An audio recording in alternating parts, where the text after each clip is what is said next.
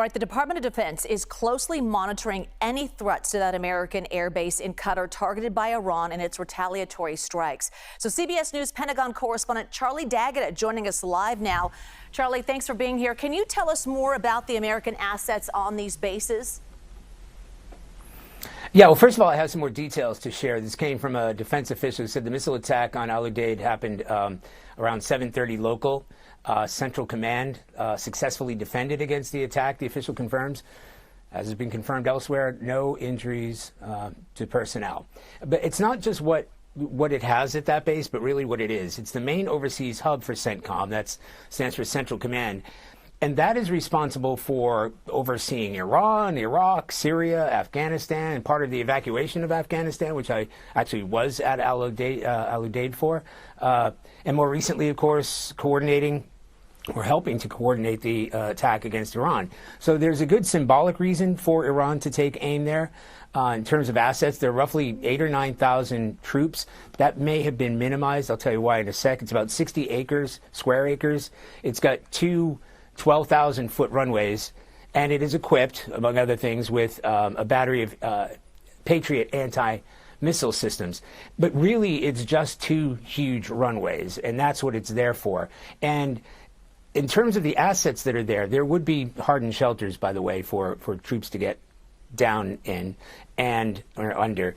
And it's not far from Iran. It's very close. In fact, it's just across the sea. So it's certainly within reach. And that's why it's been termed short and medium range missiles that were used to attack that base. Now, in terms of the aircraft, I've been there and I've seen dozens of aircraft, a lot of cargo, some fighters, a lot of refueling, because it's sort of, as I said, it's a hub for Central Command's forward operating base for whatever operations are going on, including, the fight against ISIS. So it's a really big deal. But at the moment, there aren't that many there, and that was done intentionally. As I've been reporting for the past week or so, even before the attacks in Iran, the United States military has been dispersing a lot of its aircraft, a lot of its ships. The Fifth Fleet's based in Bahrain, also a potential target. So they've been moving these things out, in their words, to reduce a lucrative target for the Iranians to aim at. Is the Pentagon now mobilizing more assets, though, toward the Middle East in response? Not yet in response. Again, I'm told that this organization is a planning organization, so they were prepping for this, essentially. So I can report that the USS Nimitz aircraft carrier, which was pushed there from the Indo-Pacific region, has now entered Central Command. The USS Vincent carrier strike group, that has already been there. So like in the Eastern Mediterranean, you got 5 destroyers. In the Red Sea, you've got 3 more destroyers.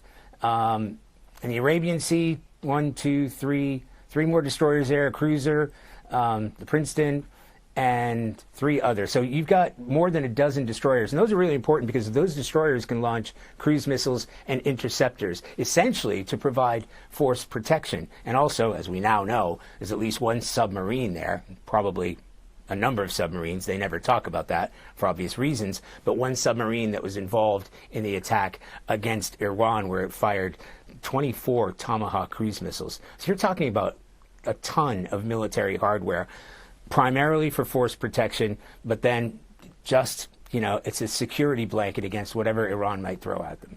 Charlie Daggett, Charlie, thank you.